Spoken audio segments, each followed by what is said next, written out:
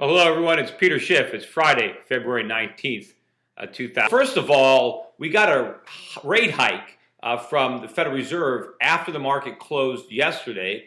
The Fed raised the discount rate 25 basis points from 0.5% or 50 basis points to 0.75% or 75 basis points. The Fed funds rate was not changed. That's still 0 to 25 basis points. Now, a lot of people are interpreting this as being a bold move. The Fed is getting aggressive. They're starting to tighten. This is all nonsense. I mean, the Fed is not getting aggressive at all. This interest rate hike is too little, too late. Rates are much too low. If the Fed really was concerned about the damage its reckless monetary policy was doing to the economy or the inflation that they're unleashing, they wouldn't be raising by 25 basis points. They would be raising by several hundred basis points. They never would have cut interest rates this low in the first place. I mean, if you want to say that monetary policy today with a Fed funds rate, or rather a discount rate of 75 basis points, is slightly less horrific than it was 2 days ago at 50 basis points, I guess I would have to agree with that statement. But the difference is so minute that it doesn't even matter. Now, maybe this is going to be the beginning of more substantial rate hikes in the future. I tend to doubt it, but either way, it's too little too late. Remember that when the Fed finally started raising interest rates after keeping the discount rate at 1% for 2 years, they did it in quarter-point increments, and it took them a couple of years to get interest rates back closer to a normal level. But of course, during that time, everybody was going out, taking out adjustable rate mortgages and leveraging up, and the real estate bubble was inflating because the Fed acted too timidly, because they only raised interest rates by 25 basis points at a time, which is what they're doing now. Although I don't believe that this rate hike is going to signal that every time the Fed meets that they're going to just start jacking interest rates up 25 basis points. I don't think they're going to do that. They should be doing that. In fact, they should be doing it a lot quicker because interest rates are still much too low. It's cheap money that is damaging the economy, that is undermining the long-term fundamentals, that is causing our economic imbalances to widen rather than allowing them to be reined in. Also, some people are talking about the fact that maybe these rate hikes show that the economy is improving, and so the Fed is able to raise rates. I couldn't disagree more. I don't think the economy is improving. I think it's getting worse. Yes, we're spending a little bit more borrowed money, but we're simply digging our way into a deeper ditch. I think maybe the Fed raised interest rates just a little bit to try to buy some credibility. Obviously, whether the Fed funds or the discount rate is 75 basis points or 50 basis points, it hardly makes a difference.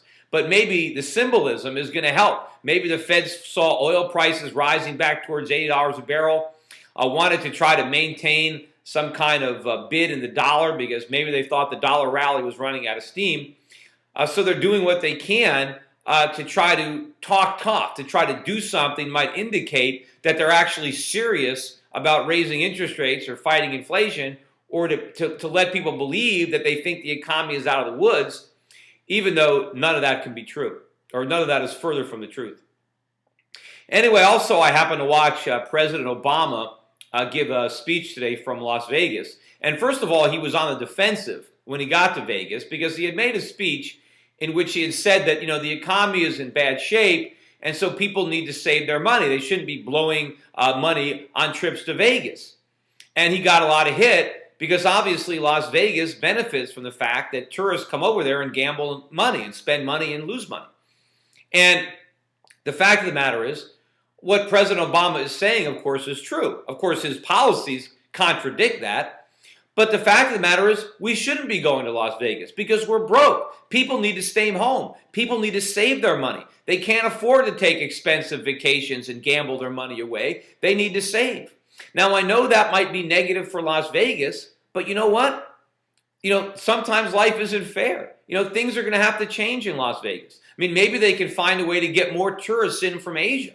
After all, they've got savings. They can afford to blow them, in a casino. They can afford the vacations. But most Americans are broke. The problem is Las Vegas has expanded too much. It's grown to service the entertainment industry that really the country can't support because their potential customers are broke. They're loaded up with debt. They don't have savings. They can't afford to go to Vegas anymore. So Vegas has to change. Maybe some of the people that are working in casinos are going to have to find other employment in Las Vegas. Las Vegas is going to have to do different things. We can't try to encourage Americans to take vacations they can't afford, to gamble and make money they don't have, just so we can maintain jobs in the Vegas service sector. If those jobs are not viable because the country really doesn't have the wealth to support them, then those workers need to find something more productive to do. Of course, also while Barack Obama was in Vegas, one of the things he said in his speech was he wanted to praise the stimulus. And he wanted to say that there were a lot of people that were, trying to downplay the effectiveness of the stimulus, but he said they're entitled to their own opinions, but not their own facts. And then he said it was a fact that the stimulus created jobs. And here's how Barack Obama backed up his fact. He said that his economists are telling him that the stimulus created 2 million jobs. That means it's a fact because some economists claim that the stimulus created jobs. That has the same connotation as an actual fact.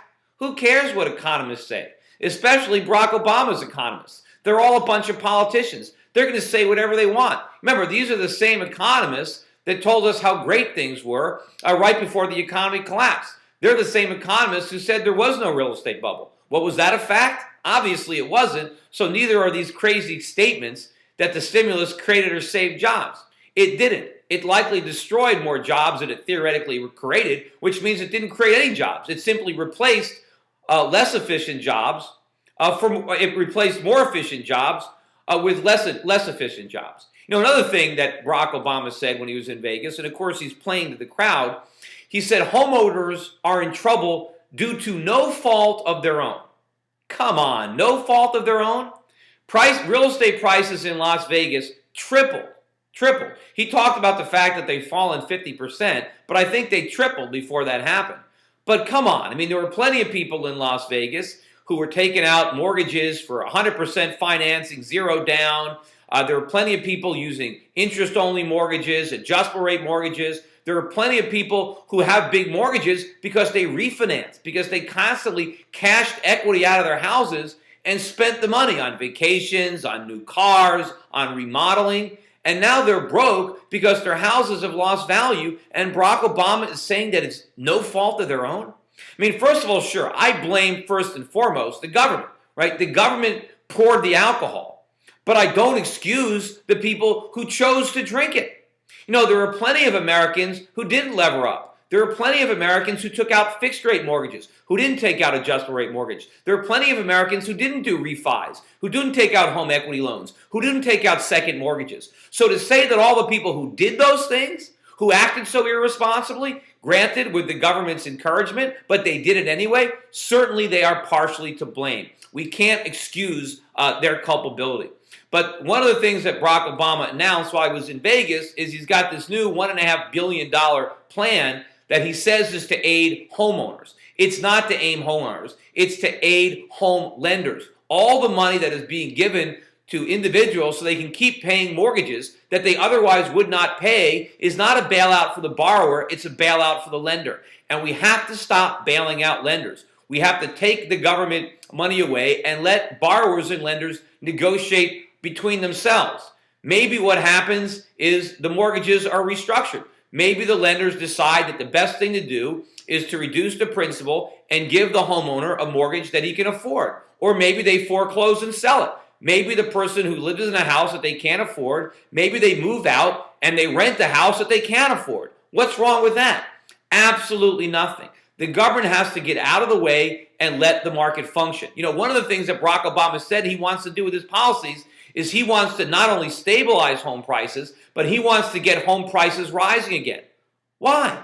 Why is it the government's policy to make home prices go up? What if they're still too high? What if the market wants them to go down? Why should the government try to force them to go up instead? That is the problem. That's why the country is in so much trouble, because real estate was mispriced, because the prices were too high due to excess government involvement and all that cheap money. What does Barack Obama want to do? He wants to reinflate them with more of the same. Anyway, that's it for today, everybody. Have a great weekend, and I will be back again soon.